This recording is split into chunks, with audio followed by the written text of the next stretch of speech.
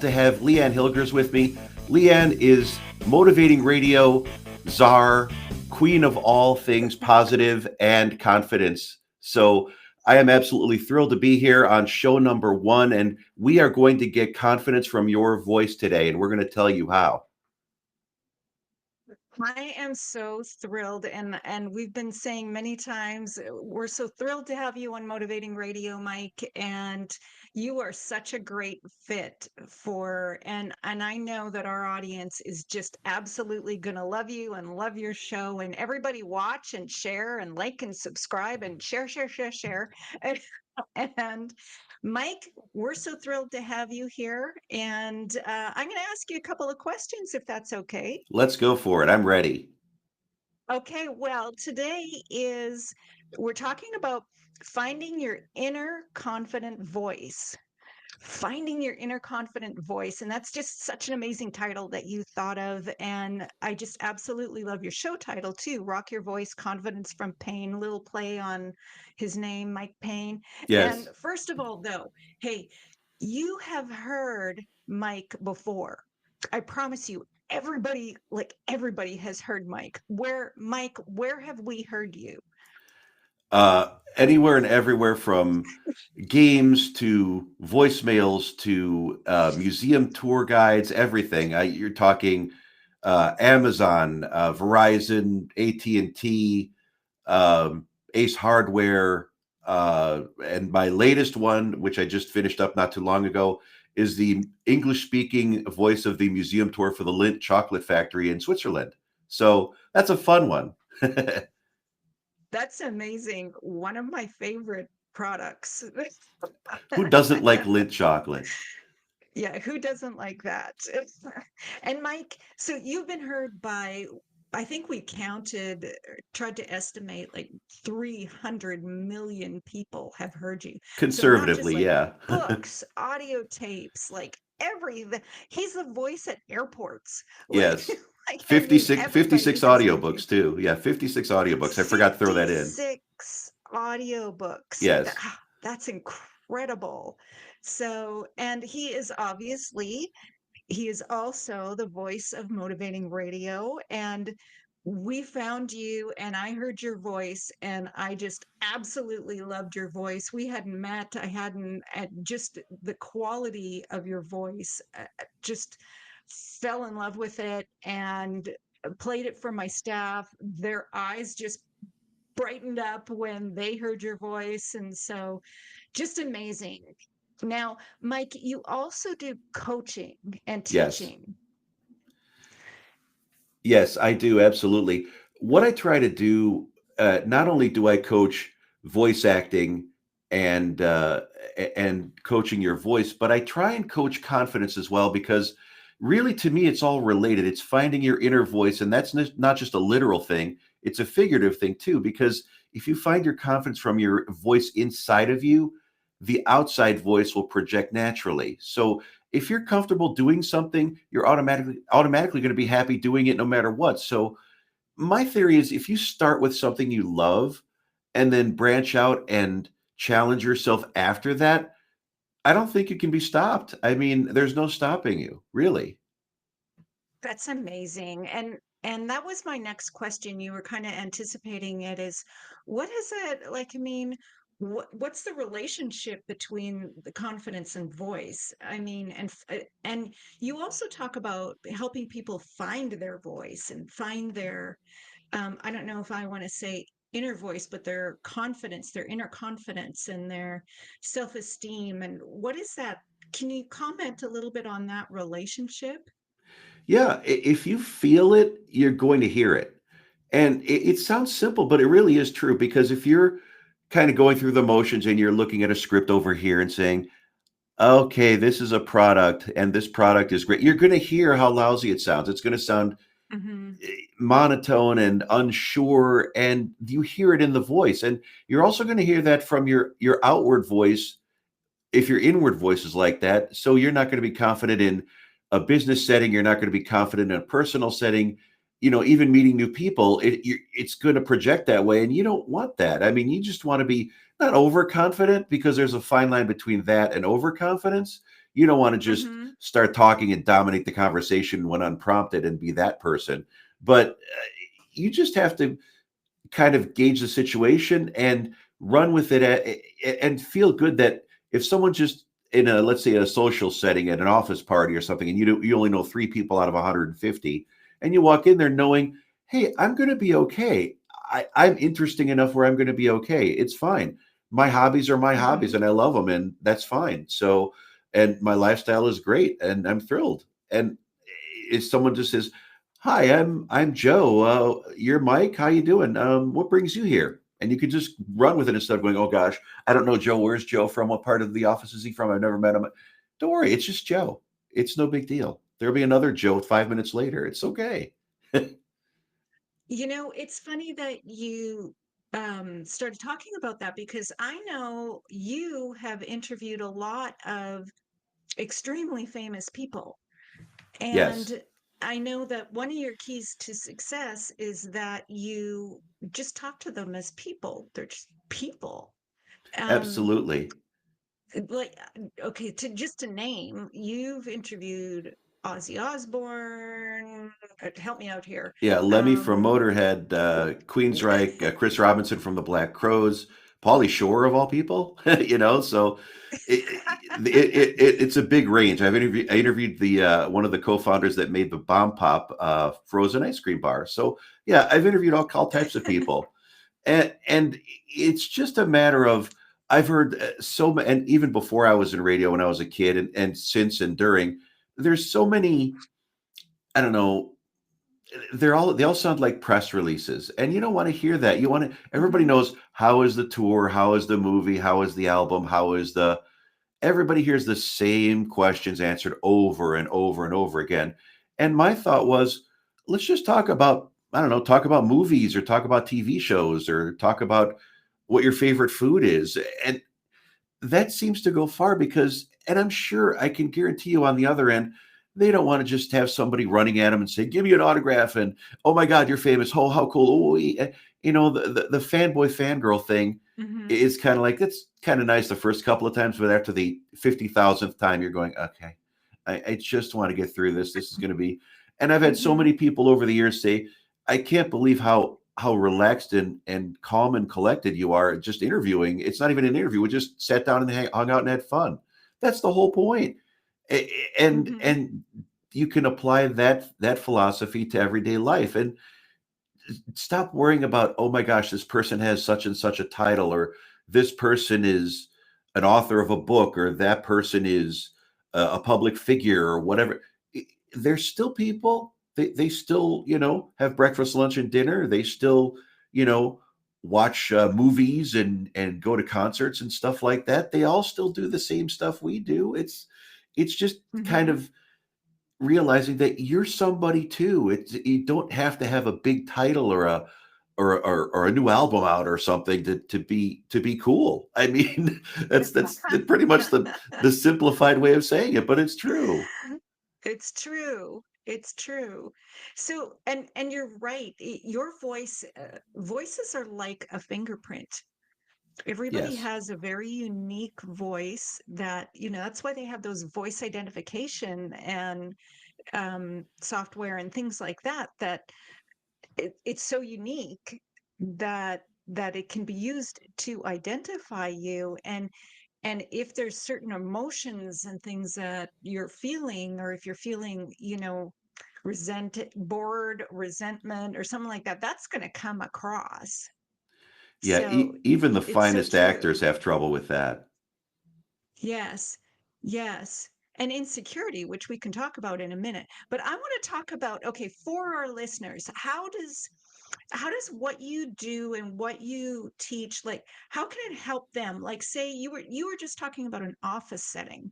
How can it just regular people like you and me, we're working in an office, Mhm. and uh, we're interacting with other people, and how does that how can it benefit people? Well, especially in an office setting, and I think most of us have been in an office setting at one point in our professional lives, and you can kind of gauge people pretty fast. and who's the gossip in the office, who's the teacher's pet and is just, the apple polisher, which is an old saying. um Mhm. who's trying to get ahead, and who's going to talk about you behind your back even though they say that they're your best friend. And it's a lot. Mhm. It's kind of an extension of, grade school, high school stuff in some ways, which is true. And it's just because you're an adult doesn't mean you can't act like that. So you kind of deal with those people as you deal with everybody. I mean, kill them with kindness is always a good way to go with it. And at the very worst, if you're nice to people, what's the worst thing someone's going to say to you? Oh my gosh, Mike was over nice to somebody. Oh well, I guess I was over nice. That's such a burden. You know, and I always took that philosophy, even though people would come at me and sabotage me Mhm. and do whatever evil things they want to do to me, which is fine. It. You have to get a thick skin too. That's another big part of it. I learned early on in my radio career when people would call and see all kinds of nasty things on a request line. It's not personal. They'll tell everybody on the air the same exact thing. They're just trying to get a reaction out of you. And now it's the internet. It's the same thing. And if somebody leaves a comment Mhm. on your video or a review on one of your projects or something, it's okay. It's no big deal. I have negative reviews on my audiobooks. I don't mind because hundreds and hundreds and hundreds of people have read or listened to my audiobooks and one or two have said bad things. Oh well, I'm sorry for the one or two, but hundreds of people disagree with you. So I'll take the hundreds You and can't make thousands now. everybody happy. Yeah. Yeah. Yeah, Yeah. hundreds of millions. Well, yeah, YouTube videos, we're pushing 300 million. I'm conservative. I don't Oh, know the exact wow. number. Yeah, that's just incredible. What so like okay, so we were talking about office. You have a lot of people who are in sales. Now, let me clarify. Everybody's in sales. Everybody is always promoting themselves or promoting their work or promoting sales is part of everything. And Yes. so um but people who specifically work in sales, how does it working with your voice benefit them? Well, I work with people in the sales side of things all the time. And it's not specifically about voice acting at all. They're not acting. I dealt with a lot of people. There's one that comes to mind. He was selling types of insurance to Wall Street exec types. So we're talking very high ranking people or the highest ranking people in a specific company. And he couldn't just go in there and wing it because that's not going to work. They need facts, they need Mhm. details, and they need it in 5 minutes because they're clock watching. 5 minutes to them is invaluable. And So right.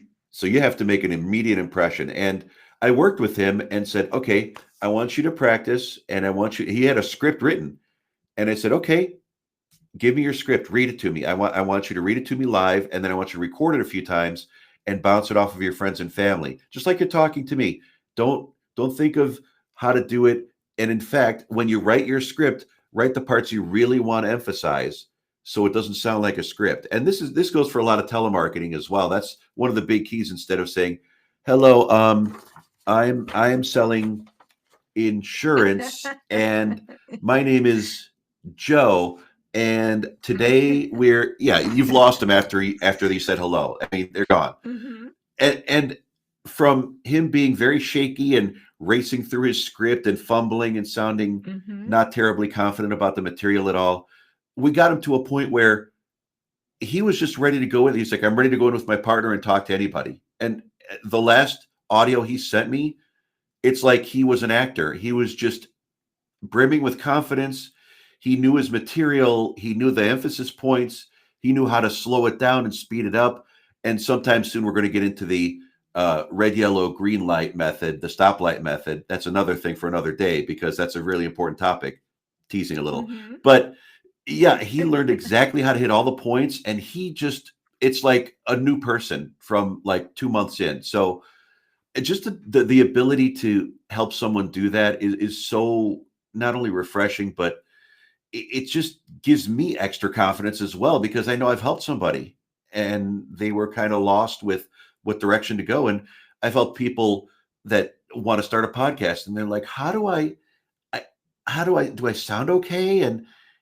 And do I have the right approach, or how should I do this? Is this too stale? Is it and they're once you just give them a little bit of direction, they just run, and it's so nice to see them spread their wings Mhm. and fly.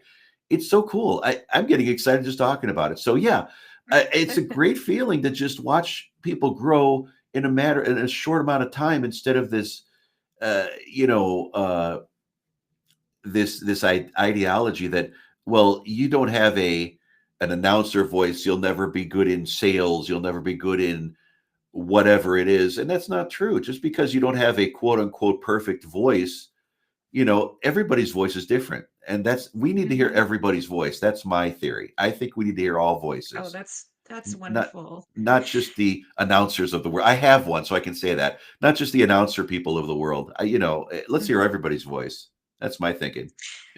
You're making me think about how I use my voice and how I instruct people to use their voice. And we were talking about being comfortable and making people comfortable. And when I coach people in speaking, public speaking and presenting and things like that, and they say, I cannot get past the nervousness. I cannot. Well, the way you get past it is you make other people comfortable and you focus on them. And then you're Mhm. not focused on yourself.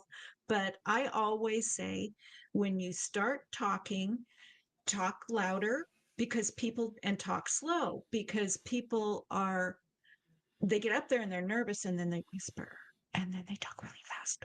Mhm. And they're whispering and nobody can understand anything and then they pick up on maybe the lack of responsiveness or because nobody can understand them or and then it just cycles. But if you can get out there and do what you were saying and just project yourself and know when to slow down and when to speed up and when to be loud and when to be quiet uh, and be prepared, like you said, you go out there and you have confidence. And as you start and you get that response from people, from your audience, then all that nervousness just goes away.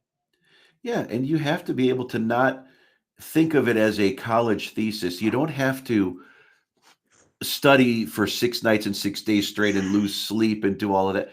Know your Mhm, material, yes, but be able to be flexible and not just stick to the exact script.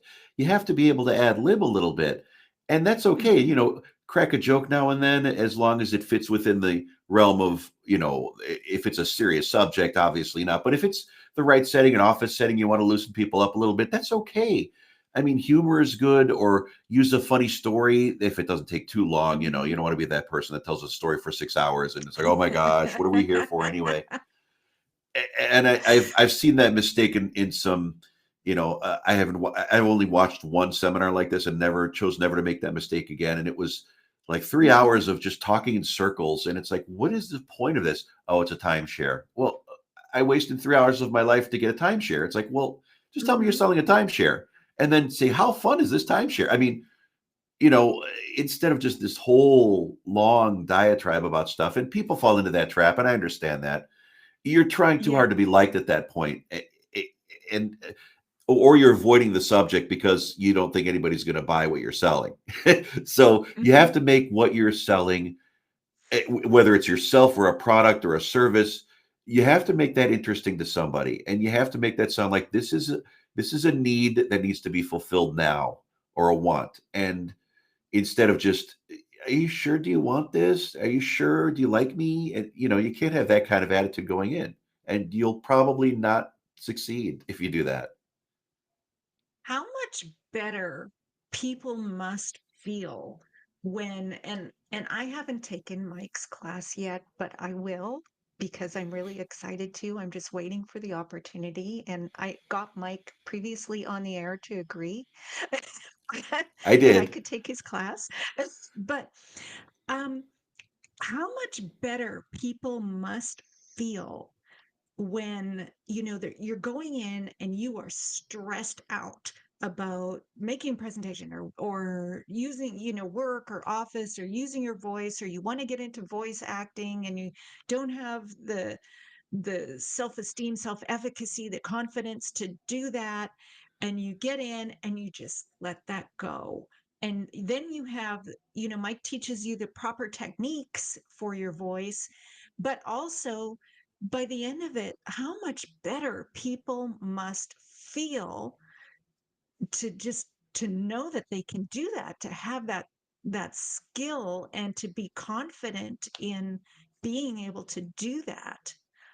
Absolutely. I cut right through it. I'm very direct and not in a, drill instructor, football coach yelling kind of way. If you need to start at zero, let's start at zero. We can do that. If you're starting at 2 out of 5, okay, then you're already hitting the ground running. If you're starting at 4 out of 5, fine. Even if you're at 5 out of 5 and you need to brush up some things or to get some an unbiased ear to hear what you're thinking and what you sound like, eh, that's what I'm here for. You can take all kinds of training from other places, and you can, train for years and years and never get the goal, and never find the. It's like finding the needle in the haystack, and the Hmm. needle's never there. Well, I kind of take a I kind of take a leaf blower and blow away the haystack and go, the needle's right here. We can get to it now. It's just a matter of let's get there the right way. There's no more Hmm. haystack. The haystack's gone with me. I don't have a haystack to to wade through. There's the needle. Let's get to it. And it's a lot easier than people think. It for me, all voice, whether it's confidence coaching or voice acting, it's 75% technique and 25% technical. It's not as technical as people think it is. It's more technique and it's more about Hmm. you than it is about, well, if I don't have the right software or computer program or whatever it is you do, yeah, that helps. Of course, you have to have the right stuff, but you can get Hmm. stuff. Stuff's easy to get. The confidence to speak with not only authority but conviction, and to find words and to find things that people are actually interested in, even if it's something that they never thought was interesting. That's the key to it. And that's the key to being happy and being confident and going into that meeting or going into that setting and just going, oh, well, Tuesday I have a meeting, instead of, oh my gosh, I got a meeting Tuesday. I got to study. I don't know the script at all. I waited till the last minute. It's Monday night at 10 and I haven't had any sleep.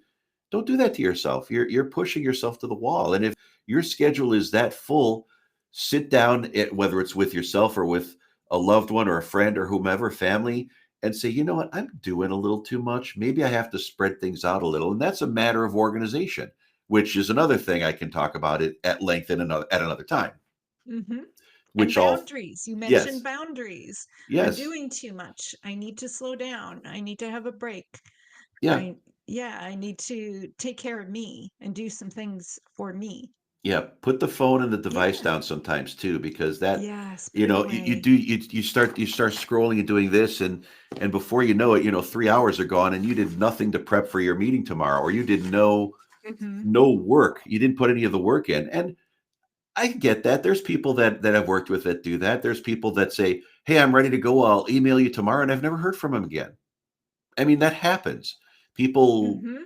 they have other things going on, or there's too much stuff on their plate, or they're not focused, or they're not really serious. They just kind of wanted to, they thought they were serious, and then they got stage fright and went, oh, I can't do it. So yeah, I Hmm. have had people do that too. But no, go ahead.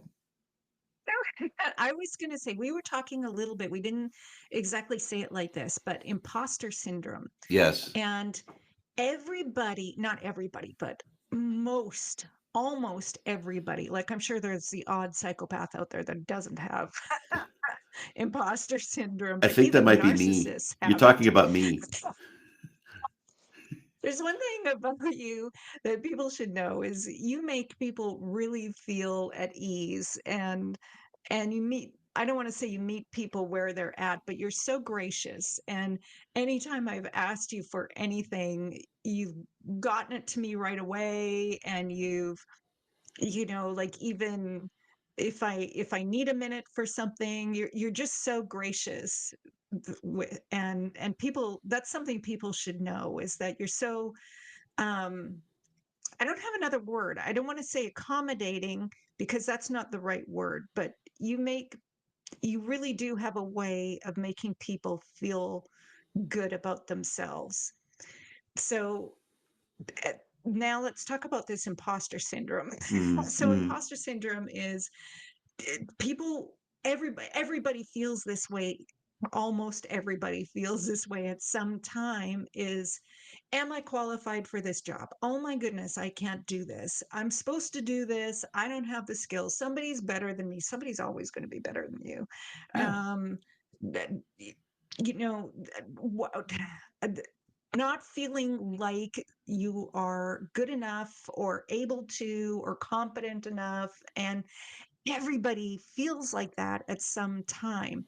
Even CEOs and executives and celebrities and musicians, and everybody feels like that. And a lot of people don't like their voice. And if you've ever heard your voice recorded, most people say, "Oh, I don't want to hear my voice recorded. I don't want Mhm. it. I don't want it on my voicemail. I don't." And so, how do you get people past that? Like, how do you help people get past feeling like they're unable, and also like their voice isn't good enough?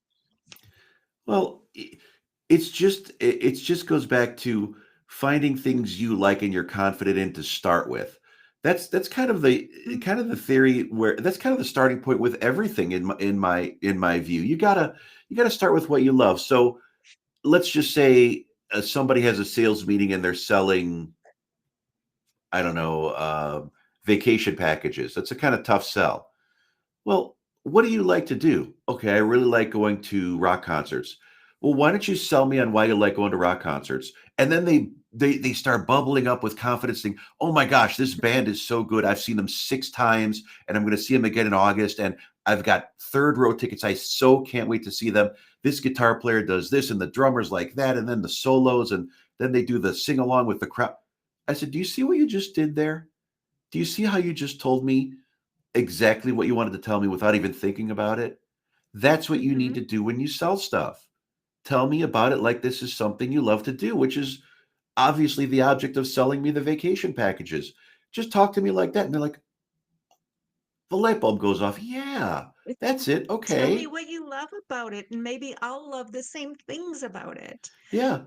And when I write scripts for people, I brainstorm with them first. I don't just go, here are the scripts I want you to read. No, I say, tell me what you love to do. You love, uh, like with character scripts, do you love anime? Do you love horror movies? Do you love uh telenovelas? Do you love poetry? What do you like? And then I'll combine with that, I'll suggest things, and then not only find their confidence in their strong suits, but then once they voice things they like, they're going to voice things that they want to start challenging themselves because you already have that confidence. They're like, I had so much fun doing the stuff I love. I can't wait to take on this next challenge. And you start with things you love, and then the other stuff, just the dominoes just kind of fall into place. You just kick this up to a new level. Like when we're in business and we're selling and things like that, or we're talking, in marketing, we are always trying to find the audience. And then we try to say, what's the benefit? What's in it for them? Like you've heard the WIIFM, what's in it for me? Mhm. But that is really dry. And like, okay, let's Yeah. list the benefits of this new software for you. But you just kicked it up another level and said, what do you love about this? What is amazing about this? And somebody tells me, about here's a database that we are about to introduce in our organization, and I love this thing because it now I can do this, and it just makes my life so much easier, and it's just so, I love the interface, and it's so much better to use. And well, that's way different than make your job easier, efficient, aesthetically pleasing Right. interface. So Yeah. yes, thank you for that. That Sure. was amazing. Yeah. And even thinking about a work setting, if you are there is a situation that I worked at I was a traffic reporter, and not only that, I was doing editing for events and doing all kinds of other things. When I left that position, I had four different people take my slot. So my one my one career move, my one position rather, is was divvied up amongst four people. That tells you everything you need to know. It's like they went a different direction and they were doing layoffs, and that's fine. But you gave up four people in one, and you thought that was a good decision. So Hmm. I have no problem with that. That's fine. That's your loss. I mean, seriously, you gave up Yes. four people's And worth of talent in financial one. loss too. Yeah, yeah. So that's kind of how you got to look at it. Even when something goes south, like you get let go from a position, you say to yourself, Hmm. "This is what I did, and I did the best I possibly could, and I made a lot of things better. So I have nothing to be ashamed about." I absolutely love that. And the theme of motivating radio is speak your dreams to life. And you need to know, what do you love? What do you love? And what are your dreams? And and bring them, uh, how do I say, love them enough to make them happen. And you are absolutely so inspiring. How do you help people find their voice? So your shows Rock Your Voice, Confidence from Pain. So here's Mike kicking it up another level. you, it's not only that you're helping people find their voice, and there's, double, triple entendre with that term, but it's not find your voice. You're helping them find it, but then rock your voice. Yes, yes. It's not just about I have a voice. Let everybody know you have a voice. You're the voice. You're not just a voice. You're the voice. I mean, Hmm. you got to have that confidence rolling. Let's go. And even if you have a weird voice, like some people have weird voices, Sure. use that. Yeah. Use that. Some of the most famous people, remember there was that comedian that, and he had such a weird voice, and he played, I think, the parrot on Alibaba, and Hmm. the not that wasn't called Alibaba, it was the one with Gilbert Will Gottfried. Smith. Yeah. Yeah, oh, thank you. Yeah. Gilbert And Gottfried. Yeah. I, some people, like, and there's a woman comedian, and of course I don't know her name, but she's on all these commercials right now. She has long blonde hair, and she has she actually makes her voice sound different. I don't like weird, because I don't think her voice is normally like that, but use that. It makes you stand out. Hmm. Yeah. I mean, everybody was paying attention to Fran Drescher in the '90s with her TV show. So there you go. There's a good example. There's a really good example. And Mike, you make people feel confident. Like, even if you do have a weird voice, use Yeah. it. Because, like I Yeah. said, a lot of people don't like how their voice sounds. Well, hey, maybe that's your most outstanding characteristic. And Yeah. I mean, be memorable in a good way. Why not? yeah, yeah, be proud of it. Well, I gotta tell you, Leanne, this has just been a pleasure, and I could go on for hours, but I know we have so many other things to talk about, and I got to save something for the future. We can't just say it all right Okay, now. that's right. So, where are you? Tell us where people can find you. You can find me at motivatingradio.com and do it now. Look up motivatingradio.com. If you're feeling a little low, your confidence is lagging, you need to find your voice. We're here for you. Wonderful. And how can they get coaching from you? You can find me either at motivatingradio.com, or you can find me at Mhm. Mike Paine Show .carrd.co. And you can find me there, and just email me. I'm ready to go whenever you need me. And if you didn't catch that website, it's on Motivating Radio. So just Yes, look at Mike's pages on Motivating Radio and listen to Rock Your Voice, Confidence from Pain with Mike Paine. Thank you, absolutely. everyone. Thank you, Mike. Thank you, and go rock that voice.